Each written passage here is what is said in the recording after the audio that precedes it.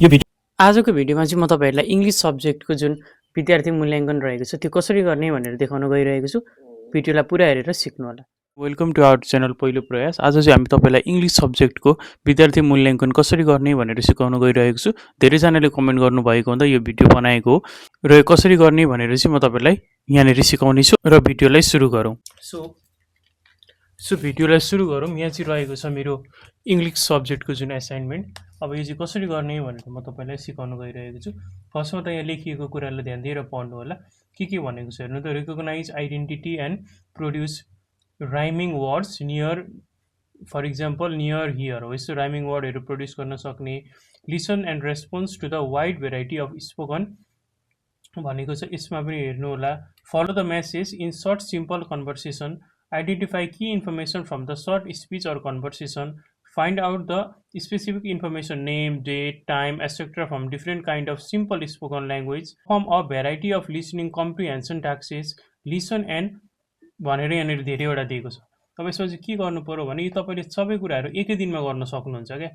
अब यो लिसनिङमा परेको हुनाले यो सबै कुराहरू चाहिँ तपाईले एकै दिनमा गर्न सक्नुहुन्छ। अब यो गर्दाखेरि यो पनि तपाईले त्यहीँनेरि बुझ्न सक्नुहुन्छ।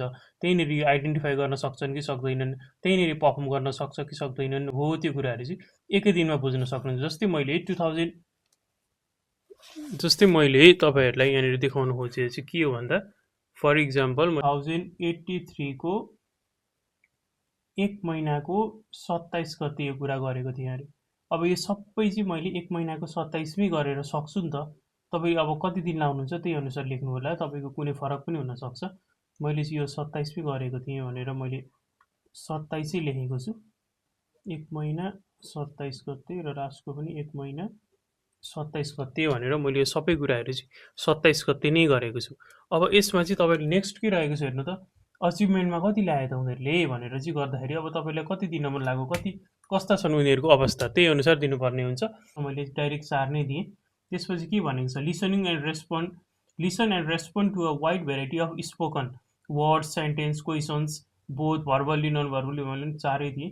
Follow the message in a short simple conversation, यसमा 4 नै दिएँ। त्यसै गरी identify the key information from a short speech or conversation. अब यसमा चाहिँ कतिले चाहिँ मेन की इन्फर्मेसन के हो भनेर आइडेन्टिफाई नगर्न पनि सक्नुहुन्छ। त्यही अनुसार दिनु होला। जस्तै मैले यहाँनिर 3 दिएको छु। त्यसपछि फेरि find out a specific information, name, date from a different kind of spoken language भनेको छ। यसमा पनि कतिले सक्नुहुन्न होला। जस्तै यसमा मैले 3 दिएँ। Perform a variety of listening comprehensive tasks भनेको छ। यसमा पनि मैले 3 नै दिएको छु। त्यसै गरी listen and comprehensive range of songs of stories in variety of different clues भनेको चाहिँ यसमा 3 नै दिएँ। अब के भयो भन्दा यो 4 जुन दिनुभएको छ यसमा चाहिँ तपाईँले फेरि इक्जाम लिएर फेरि टेस्ट लिएर लेख्नु पर्दैन। किनभने 4 चाहिँ फुल मार्क्स नै रहेको छ भने यो तलकोमा देख्न सक्नुहुन्छ 3 मार्क्स 3 मार्क्स 3 मार्क्स 3 मार्क्स रहेको छ। यसमा चाहिँ अब तपाईँले के गर्नु पर्यो त, फेरि एकचोटि टेस्ट लिएर उनीहरूलाई एनालाइज गर्नु पर्यो। अब त्यसमा चाहिँ मैले फेरि यहाँनिर 2 महिनाको 3 गतेलाई फर इक्जाम्पलको लागि मात्र हो, त्यसमा फेरि टेस्ट लिएको थिएँ र जसमा चाहिँ उनीहरूले ठिकै गरेका थिए, त्यस्तो इम्प्रुभमेन्ट भएन, जस्तोको त्यस्तै नै भयो भने तपाईँले 3 नै दिनु होला। अब फेरि मैले 2 महिना 3 मा गरेको थिएँ, यसमा पनि ठिकै भयो, 3 नै दिएँ। फेरि 2 महिना 3 गतेमा गर्दा ठिकै भयो, 3 नै दिएँ। फेरि 2 महिना 3 गतेमा उसले यसमा चाहिँ राम्रो गरेको छ भने यसमा मैले 4 दिन पाएँ। अब जस्तै अर्को स्पिकिङमा नि हेर्न सक्नुहुन्छ। यो पनि तपाईँले एकै दिनमा गर्न मिल्ने हालो सबै विद्यार्थीको। यसमा तपाईँले प्रोड्युसिङ अफ फेज, जस्तै अब यसमा चाहिँ मैले के भयो भने अब यहाँ 2 मा 3 मा गरेको छु नि, अब मैले 2 को 7 मा गरेँ अरे। ल 7 मा गर्दा चाहिँ यहाँनिर उसले 2 अङ्क मात्रै ल्याउन सक्यो अरे। त्यसपछि पार्टिसिपेट इन सर्ट कन्भर्सेसन भन्ने अप्सन रहेको छ। त्यसमा पनि उसले मैले एकै दिनमा गरे हुनाले यसमा पनि 2 नै आयो अरे। सिङ अर रिक्रिएट द सङ भने चाहिँ यसमा पनि 2 को, यो चाहिँ मैले त्यो दिन भ्याइन र 8 गते गरेँ अरे।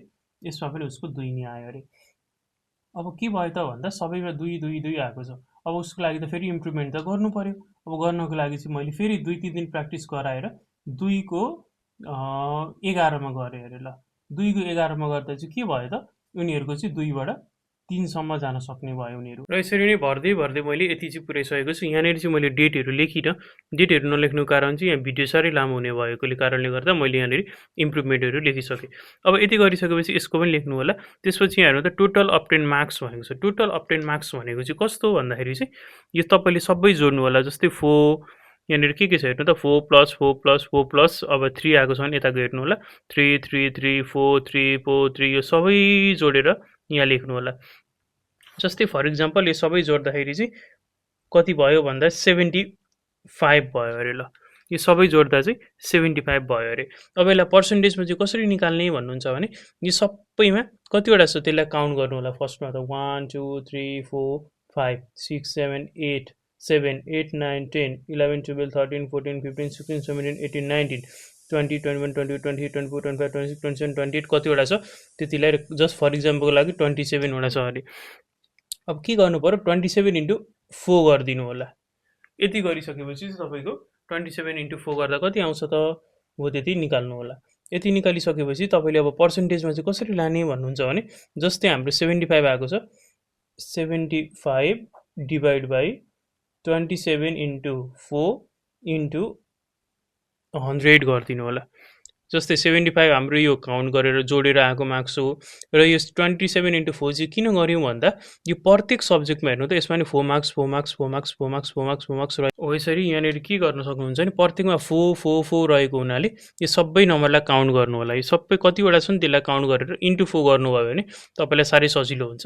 र यतापट्टि चाहिँ के गर्ने त हामीले 75 डिभाइड बाई 27 इन्टु 4 इन्टु 100 गर्नु होला। यति गरिसकेपछि हामीहरूले पर्सेन्टेजमा निकाल्न सक्छौँ। र जस्तै कति पर्सेन्टेज आयो त्यसलाई यहाँ लेखिदिनु। जस्तै यहाँनिर अब इक्जाम्पलको लागि हो, यहाँ त मैले क्यालकुलेट पनि गरेको छुइनँ।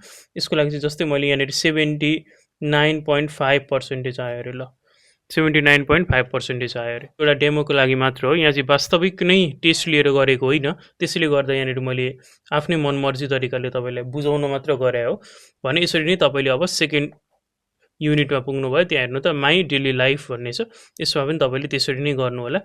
लिसनिङ एक दिनमै गर्न सक्नुहुन्छ, स्पिकिङ गर्न सक्नुहुन्छ। अब यस्तो हो, तपाईँले एकै दिनमा गर्न सक्नु भएन भने चाहिँ तपाईँलाई दिन नै पुग्दैनन् क्या। अब जस्तै यसमा तपाईँले ल 27मा गर्नुभयो अरे, 28मा गर्नुभयो अरे, 1 गते गर्नुभयो अरे, 3 गते गर्नुभयो अरे, 6 गते गर्नुभयो अरे, 8 गते गर्नुभयो अरे, 10 गते गर्नुभयो अरे, यसरी गर्दै जानुभयो भने त तपाईँको 1-2 महिना त यसैले नै सकिदिनेछ। अब यसरी नै गर्दै जाँदा त यताको यो त सक्नु भ्याउनुहुन्न तपाईँले। यो भएको हुनाले चाहिँ तपाईँले एकै दिनमा गर्नुभयो भने सजिलो हुन्छ भने तपाईँले एभ्री फ्राइडे गर्न सक्नुभयो। फ्राइडे लिसनिङ गर्न सक्नुभयो एक दिन, अर्को दिन एक दिन मिलाएर गर्न सक्नुभयो। स्पिकिङ हेर्नु त थोरै छ, स्पिकिङको त एकै दिनमा धेरै नै भइन्छ। त्यसपछि रिडिङको पनि गर्न सक्नुभयो, राइटिङको पनि गर्न सक्नुभयो। हो त्यसरी नै यसको मूल्याङ्कन गर्नु होला। हो यसरी नै तपाईँले इङ्ग्लिस सब्जेक्टको विद्यार्थी मूल्याङ्कन गर्न सक्नुहुन्छ भने हामी चाँडै अरू सब्जेक्टको पनि कसरी गर्ने भनेर तपाईँलाई लेखाउनेछौँ। कमेन्ट गर्नुहोला तपाईँलाई कुन सब्जेक्टको चाहिएको छ अथवा खोजिरहनु भएको छ। आजको लागि यति नै। हाम्रो च्यानललाई सब्सक्राइब गरिदिनु होला। Thank you.